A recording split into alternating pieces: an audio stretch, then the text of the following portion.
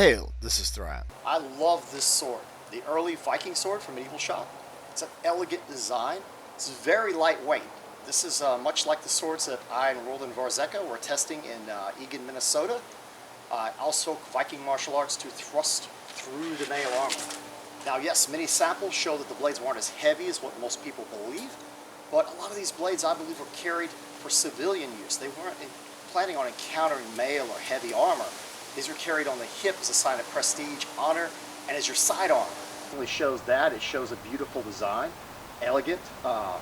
You've got your pommel here. That's a three-lobed pommel, but it looks very much like a crooked hat, which yes, we see these designs in early Viking swords. And this one's just so elegantly done. I love the wooden handle. Feels good in the hand. So like I said, without a glove, without any type of armor, without anything, this thing could defend your life. I mean, it has that handling ability. So what I'm going to do is I'm going to start off as if I was using a shield, and we'll try and attack very much like if I'm casting, like Roland Varzeka would talk about, the cast blow, where you let the blade fly out and let the weight of the blade do the work. And we're going to cut right into the side of the head and see what it does. And I'll use the shield alignment, like if I'm using the shield to line it up, and we'll see what happens. But I'm not going to use the shield so you can see the actual attack better. But that's why I'm not step cutting or anything like that. This is casting. It still has more than enough heft than the design to do this type of cut.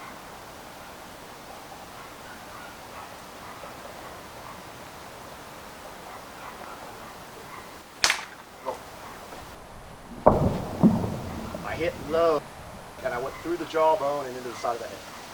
That was my bad. Just where it's easier to see one-handed, I'm going to do some with the shield. I'll start off with one cut with the shield, and I think I shall just come in with a cast blow and come right into the skull.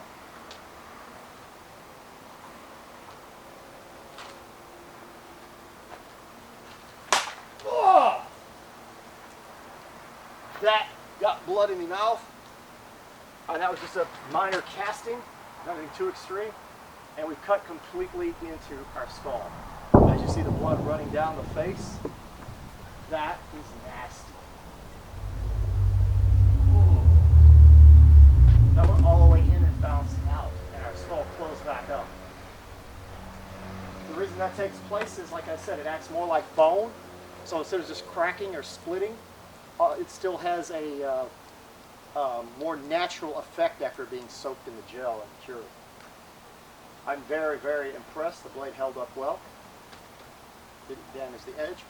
That was just following the shield line and throwing a cast blow into the head. Let's go ahead and try some without the shield or a shield, as you might use in single combat.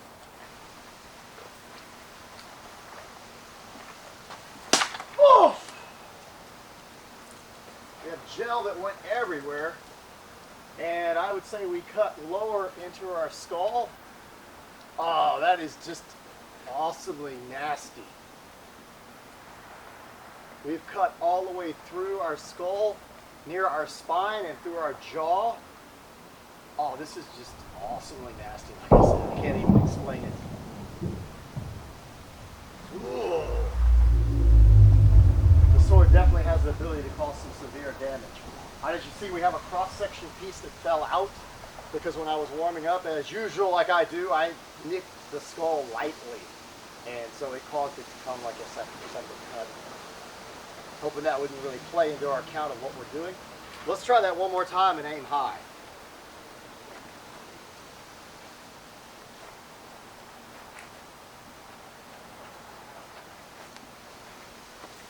Oof. And as usual, I pull a Robin Hood and hit the exact same spot. Oh gosh. That's all the way to our spine that goes up inside our head. And there's very little blood anymore inside the skull due to that.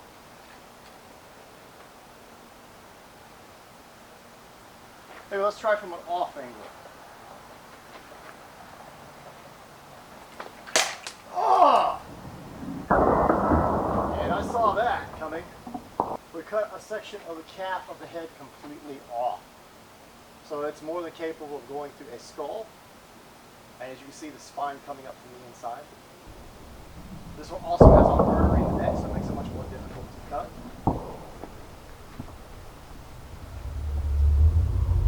I would say at this point, after this type of damage to him, I think he would already be dead. Let's just go for a decap and see how clean a decap is.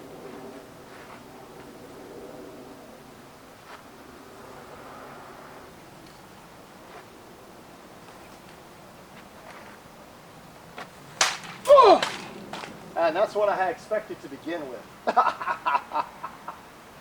We went through our artery, up through the neck. As you can see, we still have our neck setting here, and we went clean through and out the other side.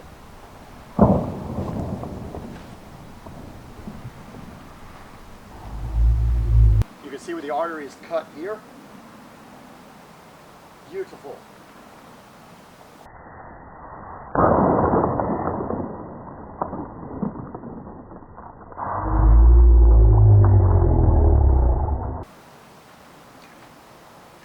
And here you can even see the skull, the damage we have that went into the spine originally. Pretty clean cut here. Looks like it might have done a little bit of tearing because gel's bad about that as it starts to kick over as you go through the spine. It really can't do anything else, it's not flesh. We have our spine chopped into here. It compromised the spine inside. Might have affected us some. And it went through the side of the head. We still have part of our artery left in there, and our jaw was severed and shattered. So I think it still has more than enough heft to be an efficient sword using the casting technique.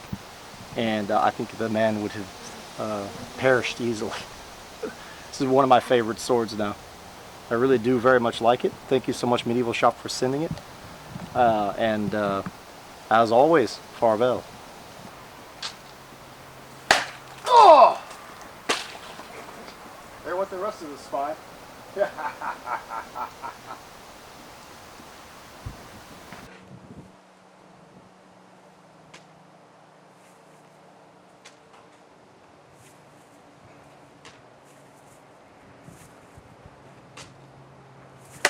Oh! There went the rest of the spine. Oh!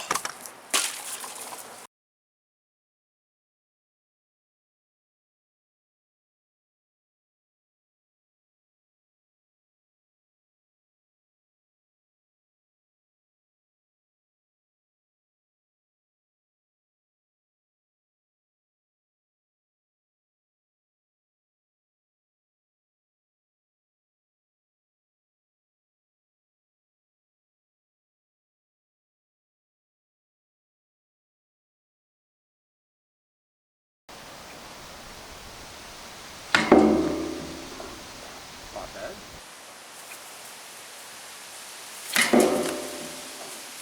Not bad.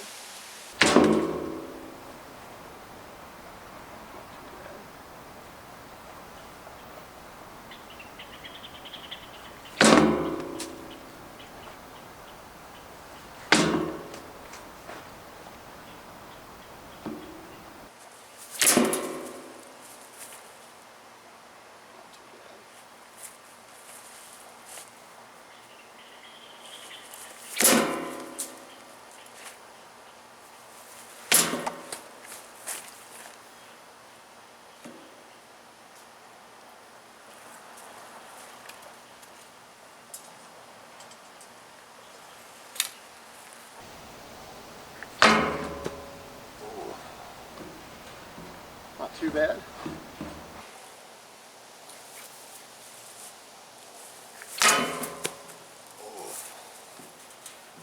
Not too bad. My whole stand moved on me, so that's not good. We need to get a better one fixed up here.